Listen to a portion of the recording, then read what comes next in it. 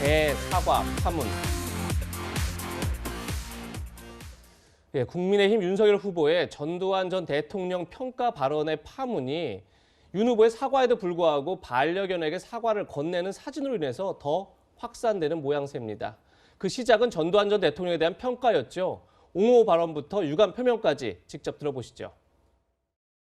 전두환 대통령이 군사 쿠데타와 그 5.18만 빼면 잘못한 부분이 이제 그런 부분이 있지만 정치는 잘했다고 얘기하는 분들이 많습니다. 권력의 권한의 위임이라는 측면에서는 배울 점이 있다는 얘기들은 전문가들이 다 하는 얘기고, 그리고 뭐 호남 분들 중에도 그런 말씀하시는 분이 있습니다.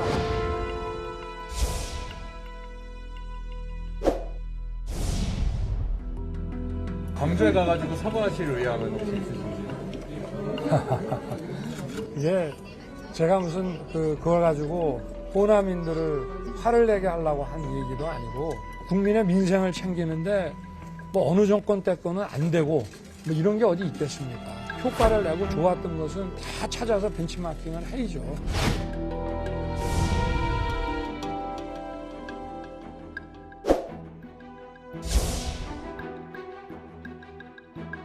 제 발언은 50 정권을 옹호하거나 찬양한 것은 결코 아닙니다. 설명과 비유가 부적절했다는 지적과 비판을 겸허히 수용하고 유감을 표합니다.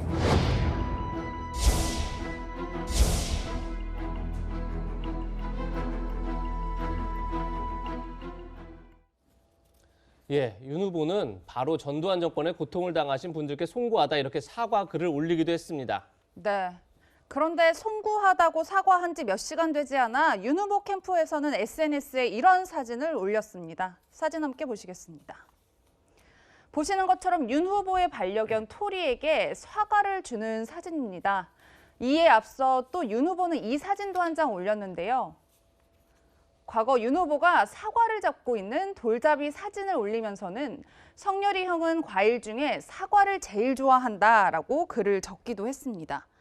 최 교수님, 사과를 하긴 했는데 이런 사진을 SNS에 올리면서 사과는커녕 희화화하고 있다, 뭐 국민을 개로 본다, 이런 비판의 목소리가 나오고 있어요. 그렇죠. 그건 정말 잘못했어요. 저는 윤석열 후보 측과 윤석열 후보 캠프도 정말 큰 문제라고 생각해요. 첫 번째, 윤석열 후보가 처음 이 문제가 불거졌을 때 바로 사과를 했으면 이렇게까지 문제가 확산되지 않았을 겁니다. 국민들의 감정을 제대로 이해를 못 하시는 것 같아요. 그러니까 전두환 씨에 대해서 본인은 뭐 옹호 안 하려는 마음이 없었다 하더라도 그 말의 표현 자체가 옹호로 들릴 수 있어요, 충분히. 그러면 대선 후보 입장에서는 그게 얼마나 민감한 사안입니까? 그러니까 바로 사과했어야 되는 그 부분을 놓친 것도 첫 번째 실수고, 두 번째는 그렇게 해서 어쩔 수 없이 사과를 두 번이나 했어요. 처음에는 뭐 유감이다, 그다음 송구하다 이렇게까지 표현했으면 그 다음은 거기서 끝내야 되잖아요. 저 SNS 사진을 왜 두 번을 올렸는지 저는 이해가 안 됩니다, 도저히. 뭐 의도야 어쨌든 본인은 뭐 의도가 없다고 얘기하지만 국민들이 저걸 보고서 정말 어쩔 수 없이 사과하고 그게 기분 나빠가지고 국민들을 우롱하는 거 아니냐 이런 얘기가 나올 수밖에 없는 거잖아요.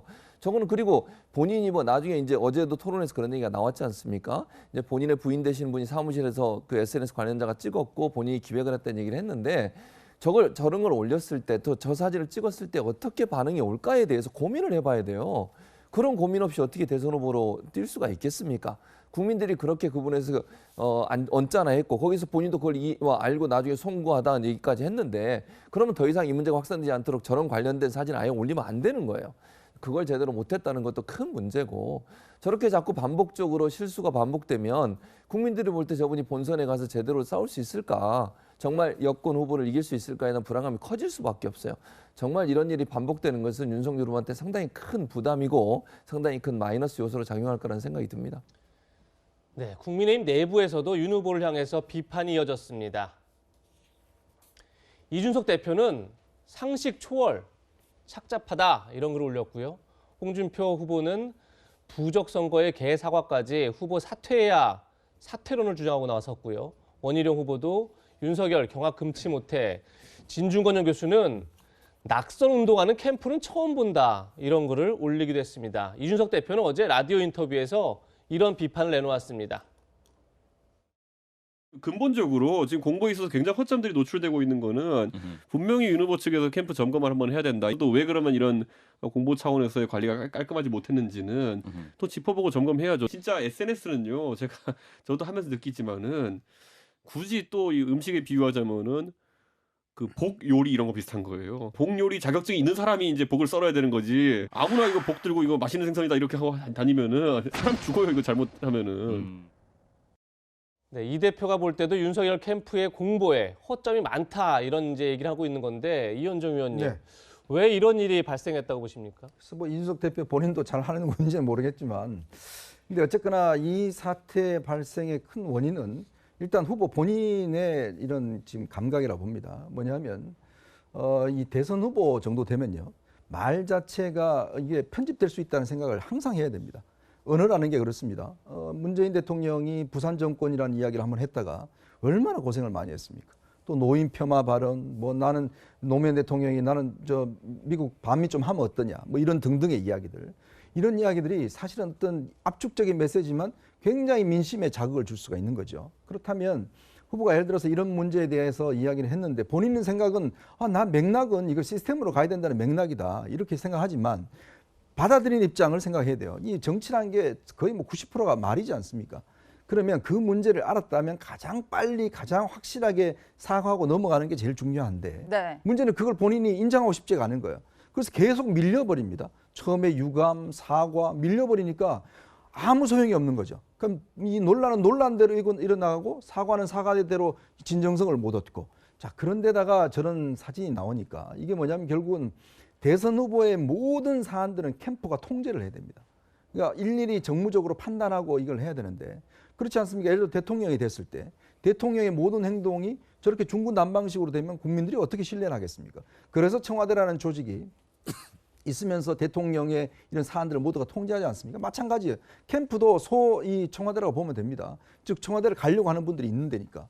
그렇다면 이분들이 이런 것들을 통제하고 관찰을 해야 되는데, 그러니까 누가 보더라 이게 떨어져 있으면 아무 상관이 없어요.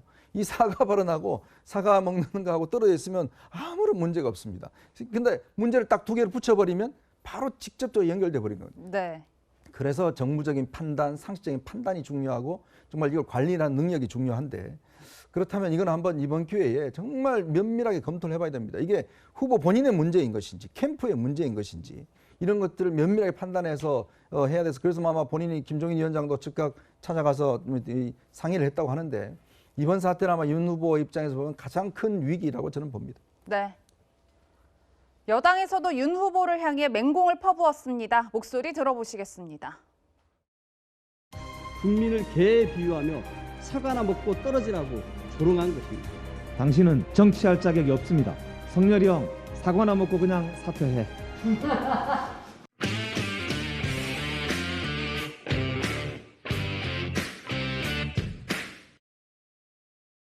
네, 정 변호사님 영상 함께 보셨지만 일단 윤 후보 측은 실무자의 실수라면서 문제가 되는 계정을 즉시 삭제를 했단 말이에요.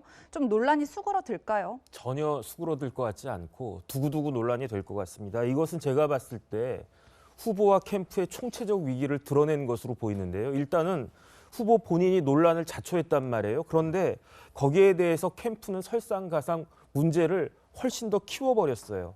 그 사과는 하는 것도 중요하지만 사실은 받는 게 더 중요한 거 아니겠습니까? 그 쌍둥이 자매들 사과했다라고 해도 그게 진정한 사과라고 누가 생각을 갖다 하겠습니까?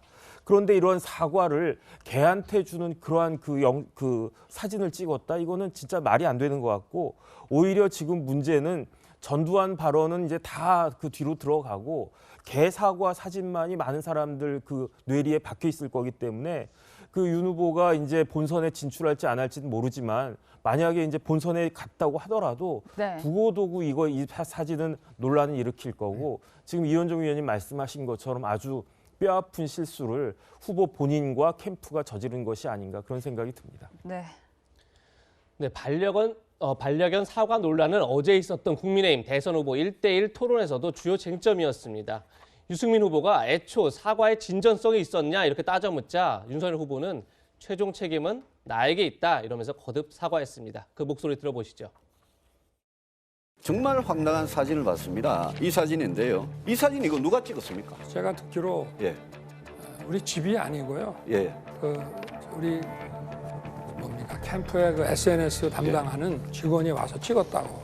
저도 들었습니다. 집이 아니고요. 네, 저희 집 말고 예. 그 집 근처에 있는 사무실에서 지금 그게 반려견을 데리고 간 거는 아마 제 처 같고요. 예. 제 처로 예. 생각이 되고 예. 그리고 찍은 것은 우리 캠프의 직원이 찍었다고 예. 제가 들었는데 페이스북에서는 윤 후보님께서 국민들한테 이거 정말 잘못했다고 사과를 하시고 불과 한 10시간 지나가지고 인스타에서는 캠프 관계자가 국민을 완전히 무슨 개 취급을 하는 예, 이런 사진을 올린단 말입니다. 그 인스타에다 그런 사과 스토리를 올리겠다고 하는 것을 제가 승인을 했으니까 여기에 대해 관련된 모든 이 불찰과 또 책임은 제가 지는 게 맞죠. 저는 정말 그 먹는 사과와 또 제가 아끼는 제 가족 같은 강아지와 이런 것을 사과는 개나 줘라라는 거로 국민들이 생각하실 줄 정말 그거는 제 불찰이지만 몰랐습니다.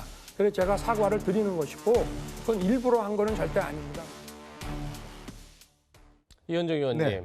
뭐 윤석열 후보는 모든 책임은 나한테 있다라고 네. 말을 했는데, 근데 이 사진을 어디서 찍었느냐, 누가 찍었느냐, 이게 왜 이렇게 쟁점이 되고 있는 거죠? 그러니까 지금 뭐 윤 후보는 이 톨이라는 유기견인데 한 9년 동안 같이 함께했습니다. 그래서 특별히 이제 그 정이 있고 이제 그런 것을 아마 의도적으로 뭐 사과를 줬다 이렇게 저는 보지는 않아요. 그것이 이제 묘하게 이제 겹쳐버렸던 측면이 있는 것인데 지금 이제 윤석열 후보 SNS 같은 경우는 이제 윤석열 본인이 하는 게 있고요, 또 캠프에서 하는 게 있고 이 톨이 계정이라고 그래서 이제 뭐냐면 좀 이 소프트한 거 그리고 특히 윤석열 후보가 이 반려견들하고 반려묘를 많이 키웁니다. 그렇다 보니까 이제 또 우리나라에 뭐 1,500만 지금 이 반려견들 키우시는 분이 있잖아요. 그게 충분히 이제 어떤 호감을 가지는 측면이기 때문에 그동안 사실은 많은 또 인기를 끌었어요. 이제 쩍벌남이라든지 뭐 그런 거 해서 그 인기를 끌었는데 문제는 이게 이제 이 관리하는 측이 이거를 예를 들어서 한밤중에 올라왔어요. 그러니까 윤 후보가 그날 그 지방에서 이 토론회 끝나고 난 다음에 이제 한밤중에 올라온 사진인데 그렇다면 이게 캠프 내에서 충분히 검토를 거쳐서 이거를 발신을 해야 되는데 그렇지 않고 그냥 올려버리는 것 같아요. 이제 그게 지금 왜냐하면 우리가 정무적인 판단이라고 하지 않습니까? 그게 뭐냐 하면 정치인은 사실 그거 자체로만 이게 중요한 게 아니라 정치적인 왜냐하면 이때 제일 이제 우리 언론이 많이 썼던 단어가 사과라는 단어입니다. 그렇죠. 왜냐하면 윤 후보가 사과라는 말을 안 했기 때문에 왜 사과를 안 하느냐, 왜 유감 표명을 하느냐, 계속 그 문제를 가지고 한 번, 두 번, 세 번 계속 했다가 이제 나중에 송구라는 말을 했어요. 그래서 유감, 송구, 사과 이런 게 사실은 어떤 면에서 좀 수위가 다 다르거든요. 그래서 거기에 초점이 맞춰져 있는데 바로 사과가 나왔단 말이거든요. 본인의 어렸을 때 돌 사진, 그 돌잡이한 사진이라든지 그다음에 이 사과가 나와버리니까 문제가 된 것이고 이게 결국은 이 캠프 내에서 SNS 관리하는 팀들이 이런 사안들을 그러니까 광고 잘하는 분들하고 또 정치하는 분들하고 다릅니다. 이게 두 개를 다 잘해야 이거 판단할 수가 있는 거거든요. 네. 광고만 잘한다고 하는 이 정치를 모르고 하면은 이런 사고가 나는 거예요. 그러니까 그렇기 때문에 특히 이제 윤 후보 측에서는 이런 부분들 정무적인 판단, 국민적 정서 판단 이런 것들을 어떻게 담아낼 것인가 이걸 아마 이제 정말 고민을 해야 될 겁니다. 네. 반려견 사진 논란으로 수세에 몰린 윤석열 후보도 경제 전문가를 자처하는 유승민 후보를 향해 공세를 펼쳤습니다. 그 모습 직접 보시겠습니다. 유 후보님이 과연 경제 전문가인지 아직 입증을 못 하신 것 같고 유 후보님께서 제 얘기를 하기 전에 본인의 이 경제 역량을 이 토론에서 한번 보여주셨어야 되는데 무슨 인신공격이나 했지 정책에 대한 어떤 이런 것을 제대로 보지를 못했어요. 제가 정책에 대해서 이야기를 하니까 방금 저를 인신공격을 하시네요. 아니 정책에 대해서 지금도 보세요. 20분의 시간에 13분 이상을 갖다가 지금 그러는 시간에 인스타그램 얘기를 하시는데 그러는 시간에 지난번 그 19대 대선 때 신규 계획 원전 전면 중단하고 또 원전 수명에 대한 연장을 금지시킨다 이렇게 얘기를 하셨는데 문재인 대통령 공약하고 아주 거의 똑같은 이제 공약인데 지금 사실이 아닌 이야기를 막 하시는 겁니다. 지금. 아니요, 이 공약 하셨어요. 오늘 집에 가시면은 진보 정당이 옛날 성장을 2015년 이야기하는 건 원내대표 할 좋다. 때 근데 소득주도 성장을 이야기하는 건 잘못된 거다라고 이야기한 거예요. 오늘 가셔서 아니 읽어보세요. 똑바로 사실대로 알고 그러니까 말씀하시라고요. 읽어보시라니까 가셔갖고. 아니 사실을 알고 말씀하세요. 자, 왜 이렇게 국민들 앞에서 거짓말하지 마시고 그래가지고 캠프에 사람들 다 질문을 갈아치우세요. 못하게 지금 이렇게 막으시잖아요. 캠프에 그 엉터리 사람들 다 갈아치우시라고요. 소주성이다 그건 제가 탈원전이다 알아서 할 이런 문제고. 이야기 제가 한 적이 없어요. 네, 어제 홍준표 후보와 원희룡 후보도 1대1 토론을 가졌는데요. 그 모습도 같이 보겠습니다. 최근에 북한이 SLBM을 발사를 했습니다. 이게 이제 사실상 미국에서 보는 레드라인이라고 넘지 말아야 할 선은 마지막 선을 넘었습니다. 그래서 이제 저는 5년 전부터 나토와 핵공유 협약을 하자. 저는 대통령이 되면 바이든 대통령한테 핵공유를 하든지 전술핵 배치를 하든지 그런 식으로 협상을 하려고 하는데 원 후보님 어떻게 생각하십니까? 안보라는 것은 상황이 바뀌면 네. 그에 따른 대비도 달라지는 겁니다. 그래서 절대라는 건 없습니다. 절대 독불장구식으로 제멋대로 혼자 결정하지 마십시오. 네. 홍 후보님께 국민들이 걱정하는 게 그거거든요. 예. 네, 국민의힘 대선 후보 선출이 다음 달 5일로 이제 2주 남았습니다. 최진문 교수님, 지금 전두환 전 대통령 논란, 그리고 반려견 사과 논란, 여러 논란이 지금 윤석열 후보가 휩싸여 있는데 어떻게 대선 경선 결과에 좀 영향을 미칠 거라고 보십니까? 그 일정 부분 영향이 갈 거라고 봐요. 물론 이제 이 이후에 어떻게 되느냐 좀 지켜봐야 되지만 당장은 영향을 갈 거라고 저는 봅니다. 왜냐하면 윤석열 후보의 대응이 너무 미숙했고 또 캠프의 대응도 미숙했기 때문에 사과를 바로 했다고 하면 어느 정도 막을 수 있었던 부분들이 상당히 부정적인 영향을 미칠 가능성이 있다고 보고요. 물론 최종적으로 후보가 되는데 영향을 미칠 거냐 그건 좀 지켜봐야 된다고 저는 봐요. 왜냐하면 국민들이나 아니면 이제 특히 이 국민의힘 경선에 참여하신 분들 입장에서는 본선 경쟁력을 반드시 생각할 겁니다. 누가 본선에서 나가서 이제 정권 교체를 해낼 수 있을까 하는 부분에 관심이 많기 때문에 그 부분을 면밀하게 살필 거라고 저는 생각해요. 전략적 선택을 할 가능성이 있다고 보거든요. 그래서 어느 정도 변화는 저는 일어날 거라고 봐요. 다만 이번에 윤석열 후보의 저 실수는 본선 경쟁력을 깎아먹는 본인의 그런 부분에 영향을 미쳤을 가능성이 있기 때문에 부정적 영향을 분명히 미쳤을 것이고 그것이 어느 정도일 거냐 하는 부분은 이제 차후의 여론조사 결과를 통해서 분석이 돼야 될 거로 보여집니다. 네, 이현정 의원님은 경선 결과 어떻게 전망하십니까? 글쎄 지금 이제 우리 경선의 여야 내부 경선이 보면 상당히 이제 이미 진영화돼 있다. 저는 그런 생각이 들거든요. 이게 크게 어떤 면에서 보면 당락을 좌우할 만큼 큰 파문일까라는 좀 생각이 들어요. 이번 같은 경우는 이제 50%, 즉 당원 50%, 그다음에 여론조사 50%거든요. 이게 이제 본선에 갔을 때는 중도층들한테 영향을 꽤 미칠 수 있는 그런 가능성도 있습니다. 근데 이게 이미 이제 당내 경선이기 때문에 사실상 지금 우리가 보셨지만 대장동 같은 문제가 그렇게 불거졌음에도 불구하고 결국 이재명 후보가 선출이 됐잖아요.